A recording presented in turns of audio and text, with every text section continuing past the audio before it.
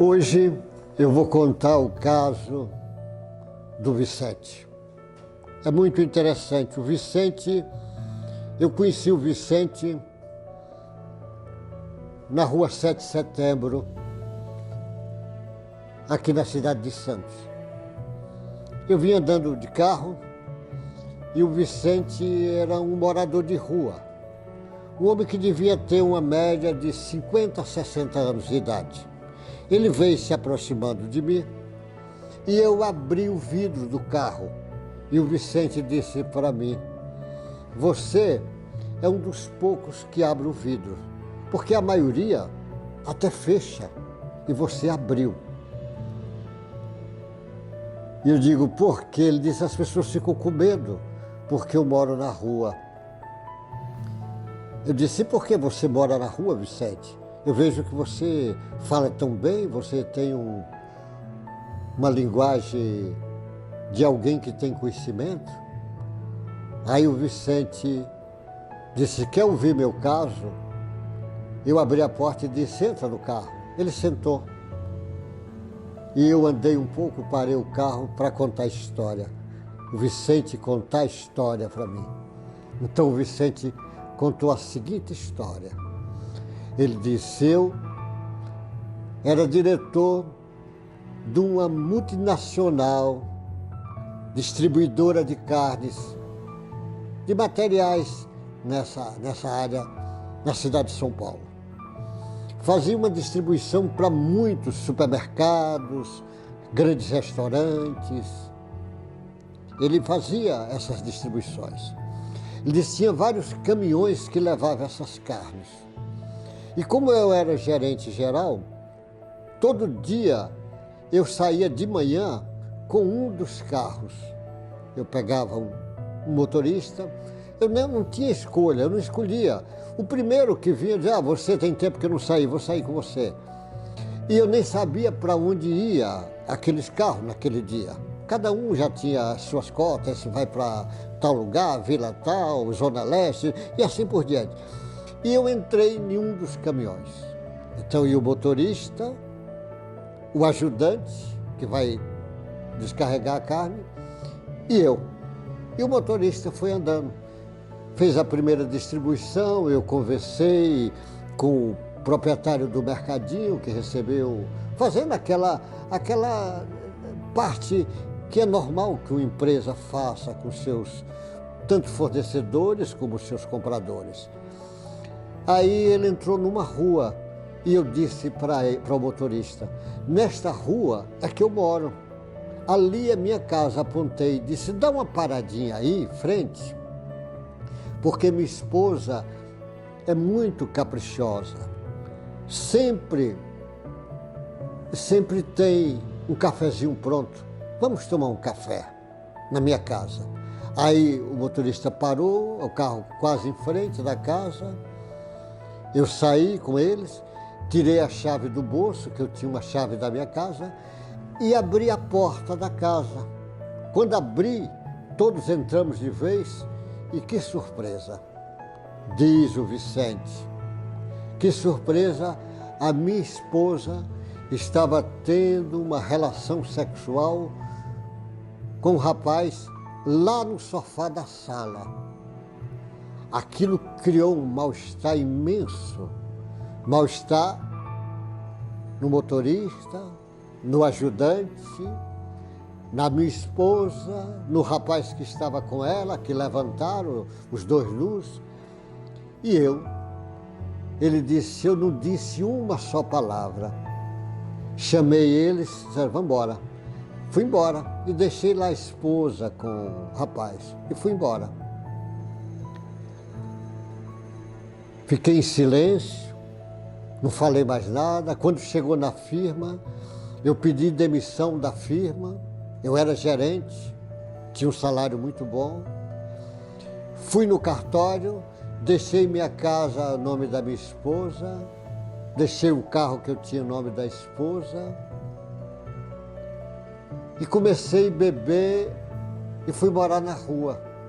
Aí saí de São Paulo, que eu não queria que ninguém me visse, e vim para aqui, para a Baixada Santista, e fiquei em Santos. Já tem 2 anos que estou morando na rua. De vez em quando, alguém fecha o vidro com medo de mim e não sabendo a minha história. E a história do Vicente, como tocou. Quantos casos iguais os do Vicente tem por aí? Ele podia ter administrado isso melhor. Talvez tivesse algum rompante na hora, mas não, ele guardou aquela mágoa profunda e não soube administrar a mágoa. E enveredou pelo caminho do álcool. É como se ele, a baixa autoestima tomou conta, um pessimismo imenso toma conta e ele caiu na sarjeta. Eu perguntei, Vicente, você quer fazer um tratamento psicológico para te ajudar? Ele disse, não, eu recuso o tratamento. Eu quero tomar algum remédio psiquiátrico? Ele não. Falei, Vicente, você quer alguma ajuda? Não, não quero ajuda nenhuma. E ele ficava na rua e eu pensando, enveredou pelo caminho do álcool, o alcoolismo, que praga terrível. Eu fico imaginando a sociedade quando no futuro tomar consciência que o álcool é um adversário da sociedade. Vão se fazer campanhas com álcool do mesmo jeito que faz com cigarros. Porque olha a quantidade de pessoas, quantos boletins de ocorrência por dia por causa do álcool, quantos crimes, quantas violências, quantas famílias abandonadas, quantas crianças sofridas, quantas violências sexuais por causa do álcool, quanto sofrimento e quanta dor. Mas, se ele tivesse conhecimento das lições profundas do Evangelho, talvez soubesse usar a lição de perdão que Jesus tantas vezes repetiu. Perdoar o outro e ele mesmo. Porque ele não perdoou a mulher, nem perdoou ele mesmo. Principalmente ele mesmo. E talvez no conhecimento do Espiritismo, nós sabemos que ele devia ter alguma coisa armazenada no seu inconsciente passado arcaico, lá no seu perispírito, informações do álcool ou informações, núcleos energéticos lá no seu perispírito, e aquele momento foi só um gatilho que acordou uma série de sentimentos que estava armazenado na forma de núcleo energético no seu perispírito e veio à tona. Ali foi só o gatilho. O Vicente já desencarnou. Uma vez eu cheguei, sempre eu passava nesta rua, passei e ele não estava sentado no lugar que ele ficava sentado. Eu parei e perguntei para um deles, cadê o Vicente? E alguém disse, o Vicente morreu ontem à noite. E ainda um falou, o velório dele é hoje, vai ser enterrado hoje, lá na Santa Casa. E eu fui lá. Tinha meia dúzia de coleguinhas dele ali da rua, junto dele.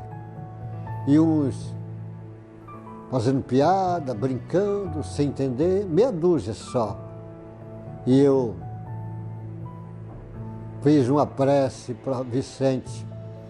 E eu tenho certeza que a prece atingiu Vicente, porque eu sei, pelo conhecimento espiritual.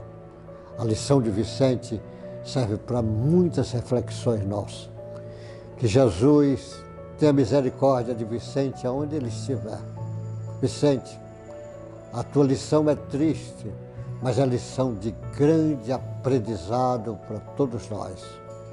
Deus te guarde, meu irmão, Deus te abençoe e vá treinando as lições do perdão que o Mestre Jesus nos ensinou e que a doutrina espírita diz. É impossível evoluir sem você perdoar, porque Jesus disse, quando Você lembrar do inimigo, deixa a tua oferta e vai reconciliar com ele e depois volta. O perdão é fenomenal. Milhões de pessoas adoecem por perdoar, por não perdoar. E as pessoas melhoram por perdoar. Deus te guarde, boa sorte. Até o próximo encontro nosso com esses casos. Boa sorte.